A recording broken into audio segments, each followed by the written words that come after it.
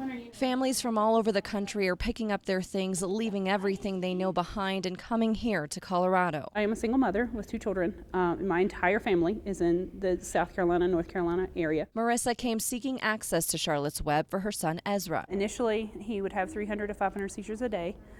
Within 2 weeks of starting Charlotte's Web, there was a significant decrease. Meaning he now only gets anywhere between 0 and 5 seizures. It was almost like he was dead. There was no response at all. Little Ezra, along with dozens of other children in Colorado, take it to control their seizures. But that wasn't enough for Ezra when just a few months ago, something terrible happened. Went from being severely hypertonic, which he is now, where he's very floppy and doesn't have much tone in his muscles, to severely hypertonic, where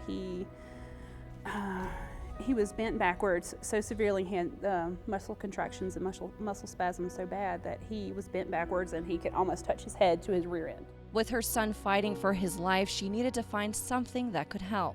It was basically expected that he would die because most children with the severity of that sort of dystonia don't survive. Finally, after trying medicine after medicine, she found it, a different form of Charlotte's Web. So it's a blend of a couple of different cannabis plants. It's a high THC, which most other states, even though they pass CBD only, it doesn't fall into that category. Ezra has his ups and downs, but continues to do better, just like Adeline, who we introduced to you a few months ago. We came to Colorado in May.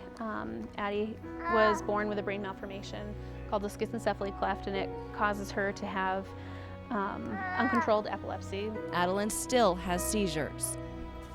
This is seizure for Adeline currently. Ask. It's okay, honey. Mama's here with you. Good girl. Good girl. Good girl.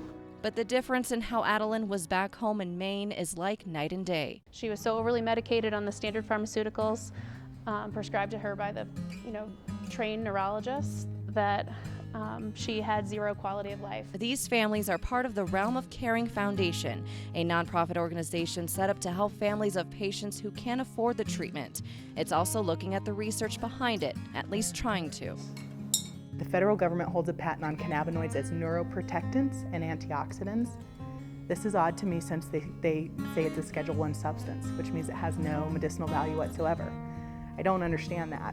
We have to wonder how we got here. The Realm families in Colorado Springs use each other as a support system. It's good to be around other folks that are like you because it is so incredibly challenging to have a kiddo with extreme special needs like Addie. To have that community where you feel very much a part of something larger than yourself is a wonderful thing. And while a lot can't be done as far as research on a federal level, they've seen the difference. Had we not had THC, I wouldn't be holding him right now. I would be burying my child. And only hope this oil can help save lives all across the country. I know people in other states who have the same diagnosis as my son, and they cannot use this as an option. And it may not work, but they should have the right to try.